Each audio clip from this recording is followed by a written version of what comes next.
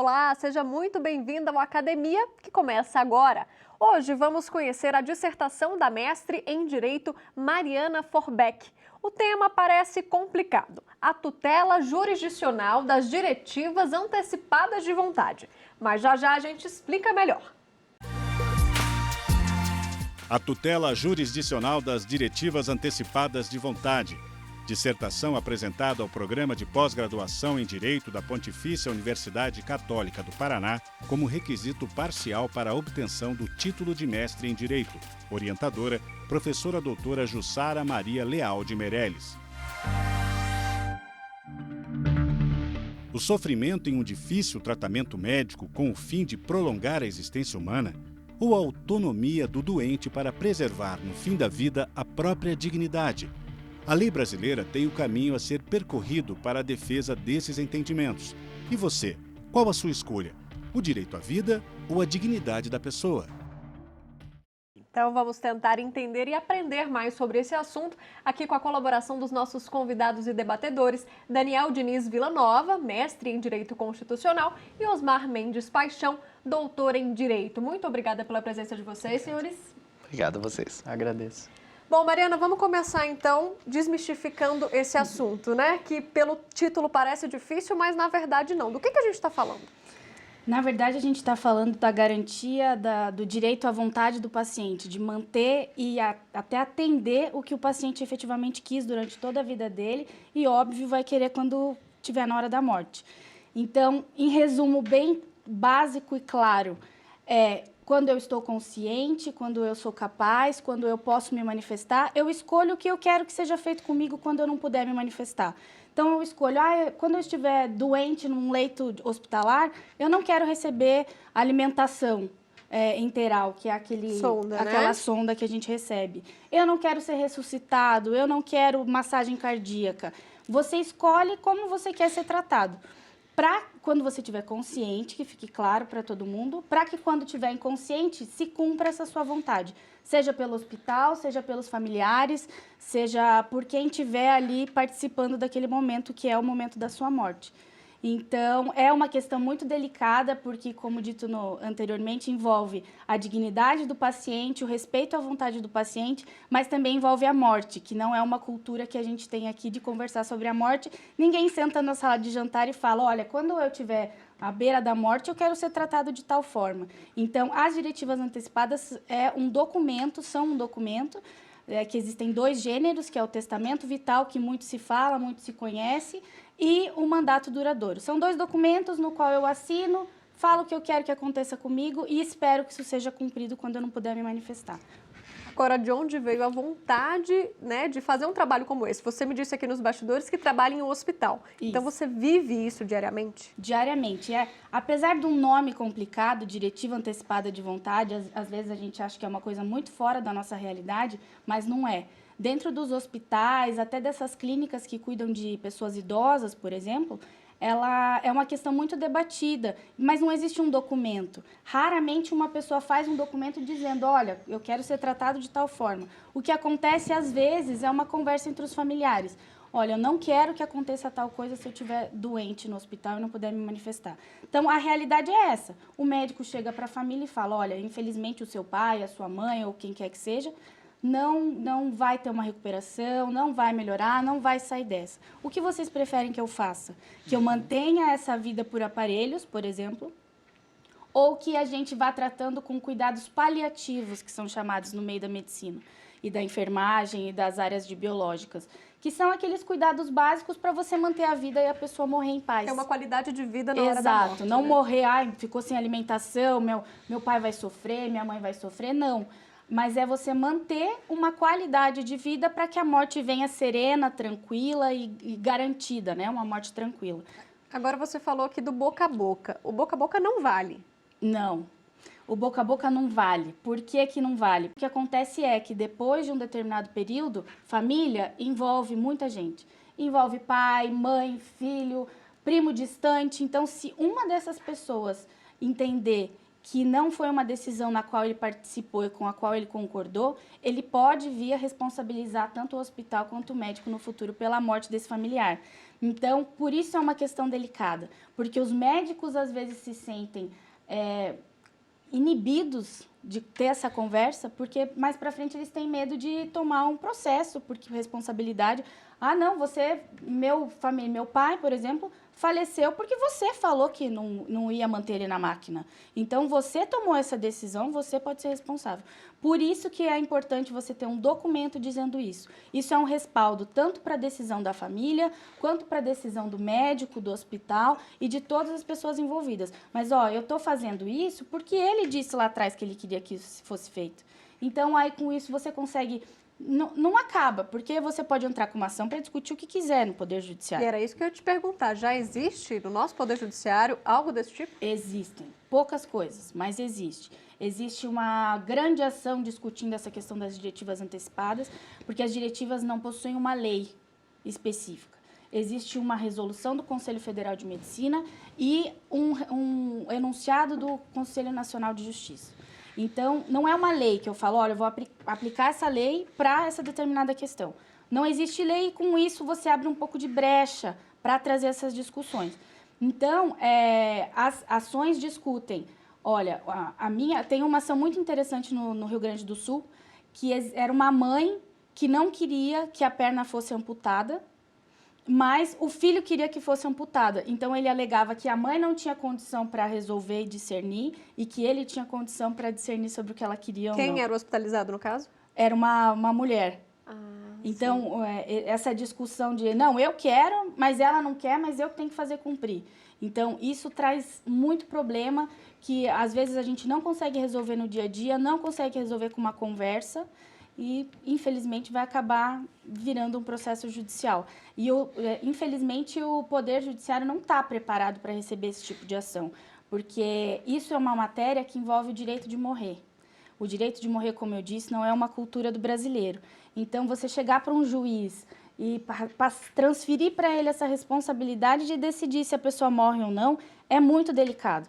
Então, por isso que é importante que a gente discuta essa questão, traga até para a questão acadêmica, mas também para a população, porque muita gente não sabe que isso existe. É verdade. Muita gente do meio médico não sabe que isso existe. Faz isso todo dia, conversa com os familiares, decide, faz, mas não sabe que existe essa possibilidade desse documento.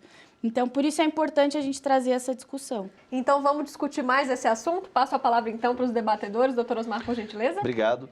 Em primeiro lugar, Mariana, parabéns pelo trabalho. Foi extremamente feliz a escolha do tema e, além disso, a forma de construção do teu raciocínio foi muito boa, porque você passeia ali primeiro por questões constitucionais, depois direito civil e depois a questão processual, que é um dos cernes. Uma indagação que eu gostaria de te fazer, e aproveito essa oportunidade, até porque na sua exposição agora já foi referido um pouco esse assunto. É uma questão delicada, é uma questão sensível e muitas vezes nós sabemos que o legislativo em questões sensíveis, isso é um fenômeno em certa medida até mundial, ele evita entrar em determinadas questões porque ele tem uma dificuldade e acaba deixando na mão do judiciário, digamos assim, a consolidação. Eu vi na tua dissertação que a regulamentação legislativa ela é zero. Existe uma norma do CNJ, existe uma resolução e a preocupação, houve essa preocupação sua em tentar buscar um fundamento constitucional para aquilo na falta de uma base. Aí eu faço a pergunta, é melhor deixar para a interpretação dos magistrados, por mais sensível que seja a questão, ou ter efetivamente uma legislação mais clara sobre o assunto, além do que já existe, óbvio, em termos de princípios, direito civil e direito constitucional? Obrigada pelo elogio. Foi uma questão muito sensível e eu gostei muito de escrever sobre isso e pretendo continuar. Quanto à sua indagação, doutor, é o seguinte, o que eu penso sobre isso? Existem artigos, existe a Constituição, existe o Código Civil, existem algumas leis estaduais que tratam da matéria, mas não existe realmente uma lei específica sobre isso. Então, isso traz uma amplitude muito grande para o juiz decidir, e tanto favorável quanto desfavorável. Na minha dissertação, eu ressaltei que tem que haver o cumprimento da diretiva antecipada, tem que haver o cumprimento da vontade do paciente. Então, se para que o cumprimento da vontade seja efetivado é necessária uma lei específica, eu entendo que precisa realmente de uma lei para trazer melhor essas nuances, até mesmo quanto ao instituto das diretivas. Se que tipo de negócio jurídico que é, se é um negócio ou é uma procuração, o que é aquilo. Então, eu acho que talvez precise tempo, prazo, não há em nenhum lugar que a gente possa procurar e achar, dizendo, olha, são 5 anos que vai ficar válida aquela diretiva que você escreveu. Tá, mas e se eu escrevi uma diretiva em 1990, nós estamos em 2018 e eu já mudei de ideia, e eu não fiz alteração, e ela vai ser aplicada? Então, todas essas questões a gente tem que tomar muito cuidado quando for olhar. Por isso, em que pese haja lei, haja artigo, hajam fundamentos legais já no que a gente tem, eu acho que uma lei específica poderia esclarecer um pouco melhor como se dariam essas questões mais pontuais e o que seria feito, o que deveria ser cumprido, e até mesmo para evitar uma responsabilização. Então, eu acho que talvez a lei específica seja um caminho mais seguro, mas, por enquanto, a gente tem que embasar no que a gente tem. Entendeu? Bem, gostaria primeiramente também de parabenizar pelo trabalho, viu, Mariana? A orientação, né, da professora Jussara, a gente percebe que é um fio condutor no seu trabalho e, em reforço às considerações do Dr. Osmar, o seu trabalho tem um aspecto interessante também, porque ele, para além de trazer considerações sobre diversas áreas do direito, ele está num campo que é um campo, por definição, transdisciplinar. Então, tem ciências médicas, tem uma questão de gerência de crises aí envolvida, né? E eu queria, até mesmo a partir da pergunta que o Dr. Osmar formulou, fazer uma pergunta num tom talvez até provocativo, no sentido de saber se será mesmo que a gente precisa de uma solução do campo do institucional, né? Seja o campo do institucional legislativo, seja do campo do institucional poder judiciário, uma vez que o assunto das diretivas trata de um centro de normatividade que é bem clássico no direito, que é a ideia de autonomia da vontade. E aí a minha preocupação, uma vez que você já sinalizou qual é o seu entendimento geral quanto ao assunto, é como que você enxerga diante da atual situação, que é essa situação de anomia, de ausência de regras, a atuação de órgãos como o Ministério Público, no sentido de tentar, de alguma maneira, interferir nessa solução, que é uma solução de natureza privada, né, e já é complexa, uma vez que envolve, como o próprio exemplo que você mencionou, às vezes a vontade da própria pessoa com a vontade do familiar e toda a relação hierárquica de poderes que a vivência familiar traz. Como que você enxerga essa situação? Obrigada, doutor, e realmente é uma situação muito complicada. A questão do Ministério Público, até quando eu comecei os estudos para delimitar o que eu faria ou não faria, eu analisei um pouco da mediação e da conciliação, que, querendo ou não, são questões jurisdicionais, porque envolvem a justiça, e eu encontrei que até poderia ser feita uma tentativa de mediação, digamos assim, da questão. Mas o paciente que é o maior interessado, ele não ia poder se manifestar naquele momento, porque ele estaria numa cama de hospital, por exemplo. Então, eu entendo que é muito sensível essa mediação envolvendo um ente que é jurisdicional, que seria o Ministério Público. Então, para mim, isso seria realmente uma questão privada e deveria ser resolvida dentro de casa, digamos assim, até porque as pessoas que a gente mais encontra resistência são os familiares, são as pessoas de dentro de casa. Então, isso deveria ser resolvido dentro de casa. Se fosse necessário, trazer isso para o Poder Judiciário. Mas eu não consigo visualizar nesse momento o Ministério Público atuando como mediador desse conflito. Até porque a Constituição prevê que é dever até mesmo do idoso, há uma disposição clara num artigo, que o Ministério Público ele tem o dever de proteger os direitos dos idosos. Mas a proteção, para mim, talvez seja garantir a dignidade na hora de morrer, garantir a autonomia e o respeito à autonomia do paciente. Mas para o ente do Ministério Público que vai fazer a mediação, talvez para ele a dignidade do paciente seja ele continuar ser mantido por aparelhos, porque aí sim eu estou garantindo o direito à vida. Então, isso é uma discussão, é óbvio que eu até nem tentei nem trazer essa discussão para a dissertação, senão a gente ia ficar aqui conversando 3 horas. Mas que é a questão dignidade versus vontade e autonomia. É uma questão muito delicada e porque a dignidade é subjetiva, a autonomia, ela pode ser subjetiva. Então, por isso que até a questão da lei específica talvez clareie um pouco mais, dizendo, olha, você tem que respeitar a vontade do paciente, independente de qual ela for, se você está descontente ou está contente com a vontade. Então, por isso que eu acho que o Ministério Público intervir, não sei se ele solucionaria mesmo. Não sei se ele garantiria a vontade do paciente. Tá certo. Vamos fazer uma pausa, então? Vamos para um rápido intervalo. Daqui a pouquinho a gente volta. Tem mais bate-papo aqui na academia. Não saia daí.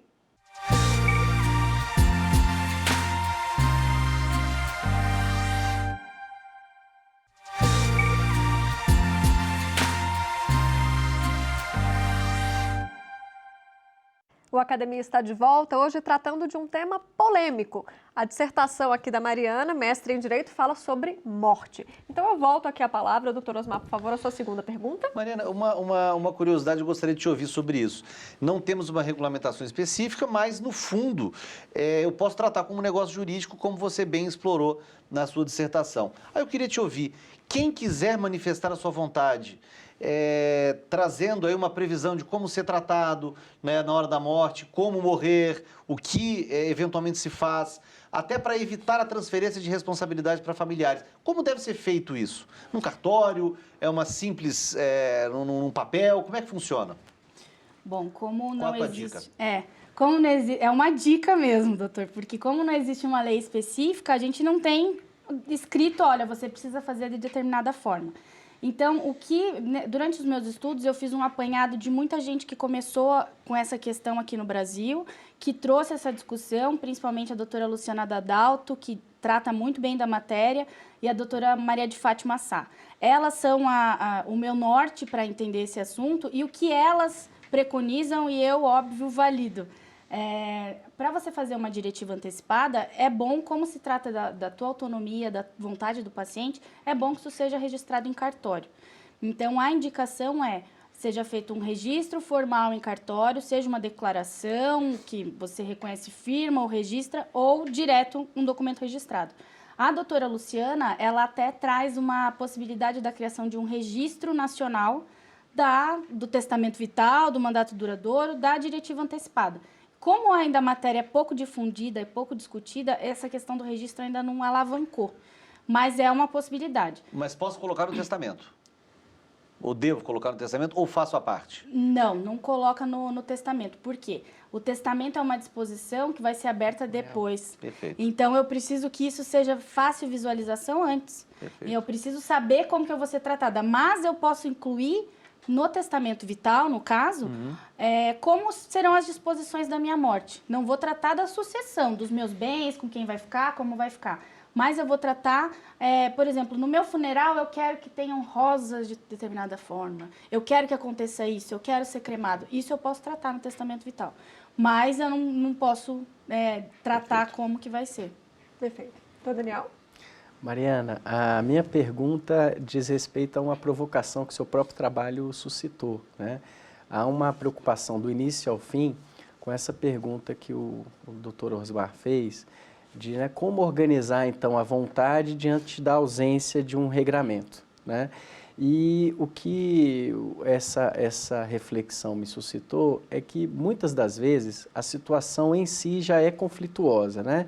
Nós temos ali os diversos interesses em disputa e, às vezes, a resolução da situação no âmbito do cível tem um desfecho, mas diante da possibilidade de que normas de caráter penal sejam acionadas, por exemplo, eutanásia, como a questão do direito à vida está em discussão, uma situação que é o tratamento sobre as disposições ao final da vida pode ensejar uma situação de direito penal e de direito criminal.